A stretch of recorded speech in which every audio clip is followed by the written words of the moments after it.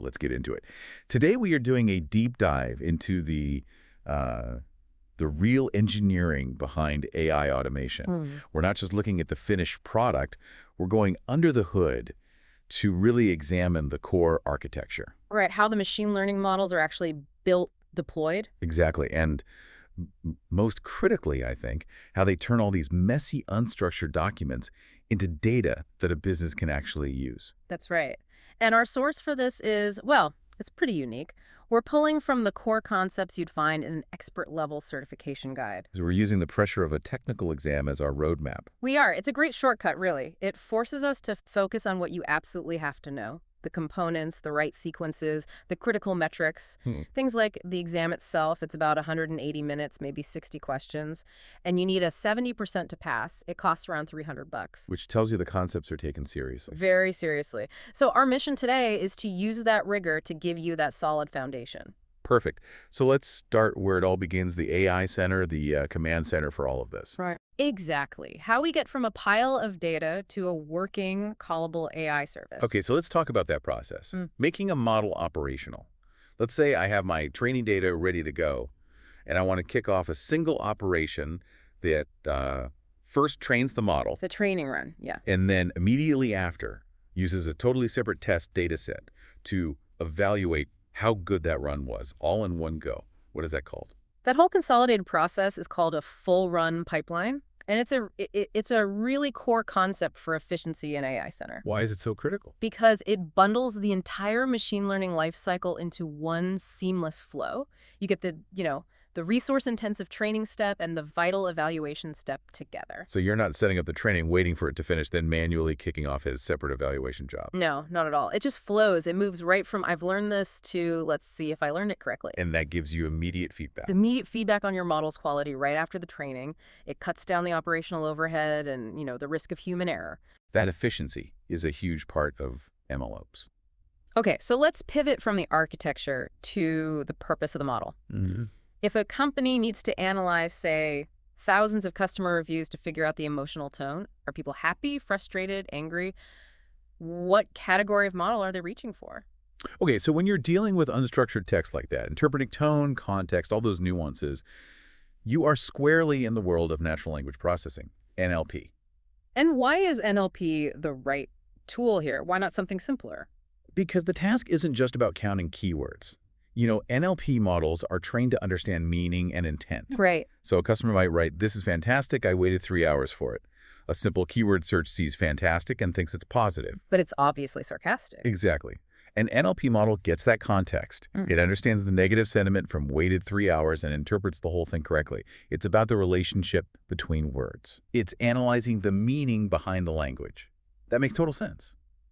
Okay, so we've trained our NLP model using that efficient full-run pipeline. It's deployed as a public ML scale in the cloud. Yep. Now, I'm building a robot somewhere else, maybe on-prem, in a corporate data center. What is the one absolute non-negotiable thing I need for my automation to use that skill? This is a great point because it really shows how cloud AI simplifies things. The only requirement is an internet connection. That's it. That's it. An internet connection to access the endpoint URL that AI Center provides. Wow. So I think that's a massive relief for developers. You don't need to worry about special hardware, GPUs, specific library. Not at all. All the heavy computation, the complexity of actually running the model, that's all handled by the AI Center platform. The model is just a web service. Your robot sends a request with the data and gets the answer back. It's basically democratized access to AI. Precisely. Okay, so let's shift gears. We've talked about the cloud, but now let's get into where AI meets the messiest real-world problem: documents. Ah, yes, the document understanding workflow. This sequence is so foundational. Absolutely. If you get the order wrong here, the whole thing just collapses. So let's start at the very beginning. We have a stack of scanned images, PDFs, whatever. What's the first component, the gatekeeper, that turns that visual mess into something an AI can actually work with? That first critical component is the digitizer. And it does more than just OCR, right? So much more. People think it's just optical character recognition, just reading the text. But the digitizer's main job is to create a structured digital representation. It identifies the text, yes, but also the physical layout. The spatial map, you mean? The spatial map. It figures out where the lines are, the tables, the relationship between different blocks of text. So if the digitizer messes that up, let's say it's a really bad scan, it's all skewed, then the next steps are doomed. They're completely lost. The next steps rely on the coordinates from that map. If the map is junk, the extractor won't know where the total amount is. The whole process fails right there. It's the foundation. Okay, so we have this structured, digitized document.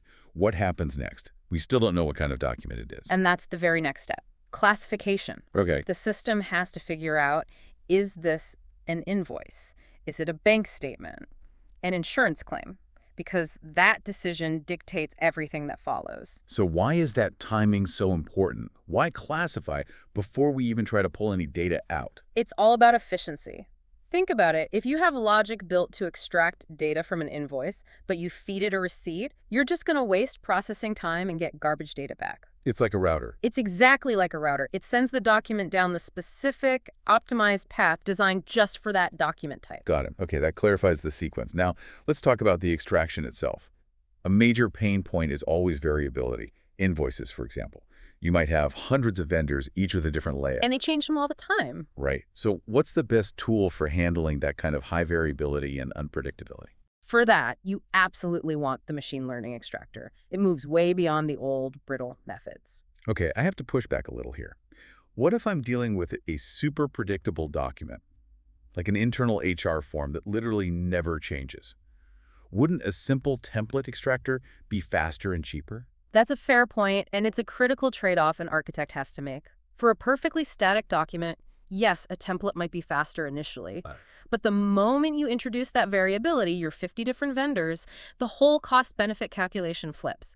Maintaining 50 different templates or 50 sets of complex rules is a nightmare. A maintenance nightmare. Exactly. The machine learning extractor learns the patterns from labeled data, and it generalizes across those layouts. The long-term maintenance is drastically lower. It's the strategic choice for anything that needs to scale. So you're buying resilience by investing in the ML approach up front. I see it. Right. Okay, but even with the smartest ML, mistakes happen. We need a human in the loop. If the model thinks a document is, say, a tax form, but we need a human to quickly confirm that type before we waste time extracting all the wrong fields, what component do we use for that? That specific check is handled by the classification station. So it's not for checking the data itself. No, its purpose is very focused. It's for human validation of the document's identity. A user can confirm, correct, or reclassify the type, ensuring the expensive extraction logic only runs on the right kind of document. It's the final human sign-off on identity before the heavy lifting begins. That's the perfect way to put it. Let's get really technical for a second. When the whole framework creates that internal data structure, the document object model, or DOM, what's one piece of technical information that has to be there for every single page? This is a great detail, and it trips people up all the time. The one field you absolutely need is the page rotation field. Page rotation. Why? The digitizer already made the spatial map. Because that map, those coordinates, are all relative to the page being upright. If the original scan was sideways, turn 90 degrees. All the X and Y coordinates would be totally wrong. Completely wrong. The page rotation field explicitly states the orientation 90, 180, 270 degrees. That allows the extractor to mathematically adjust the coordinates before it looks for the data. Without it, the map is useless. It's accounting for real-world messiness. Bad scanner feeds. You have to anticipate human error at the very beginning. Okay, we've walked through the architecture of the sequence. Let's talk about the final piece. Measuring success. How do we even build the knowledge for that ML extractor in the first place? What's the fundamental requirement? You have to establish ground truth. The source of truth. Right. You can't train an intelligent system without reliable, human-verified examples of what the right answer is supposed to look like. And what's the component in AI Center that's built for creating that ground truth? That would be the data labeling component. Its entire function is manual annotation. A human user goes in, draws a box around the invoice number, highlights the negative comment, identifies the product code. So this painstaking manual tagging is what the models learn from. It is. And it sounds like the quality of that labeling is the absolute ceiling for your model's performance later I on. was just going to say that. Garbage in, garbage out. The classic principle. The quality and the amount of your ground truth data created in the data labeling component sets the upper limit for how accurate your final model can ever be. Right. Okay, let's talk about measuring that performance. Let's say we're doing something high stakes, like communications mining. We're searching 100,000 emails for signs of a regulatory compliance issue. Our number one goal is to not miss a single relevant email. We'd rather flag a few extra ones by mistake than miss one that matters. What metric are we prioritizing? When the cost of a false negative of missing something important is that high, you prioritize the metric called recall. Can you define recall for us? And maybe contrast it with precision? Sure. Recall measures the completeness. It asks, of all the emails that actually had the compliance issue, how many did our model successfully find? High recall means you're great at capturing all the relevant stuff. You're minimizing the miss rate. Exactly. Now, precision is the other side of that coin. It focuses on exactness. It asks, of all the emails we flagged, how many were actually correct? So in the compliance example, high recall might mean you find 99% of the problem emails, but you also get a lot of false alarms. Your precision might be lower. Precisely. And in that case, that's an acceptable trade-off.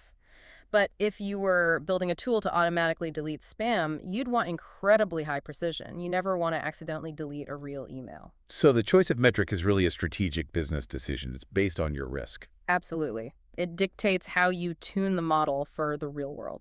So here's a final thought for you to chew on. We talked about how the digitizer is like the model's eyes, defining that initial layout, and how recall measures how thoroughly it searches. But if we accept that the quality of the ground truth labeling, that manual human effort, sets the ultimate performance ceiling for the model, how does poor labeling at the very start make all the subsequent architectural genius and metric tuning almost irrelevant? Think about it. That manual work defines the absolute potential of what the entire automated system can ever hope to achieve.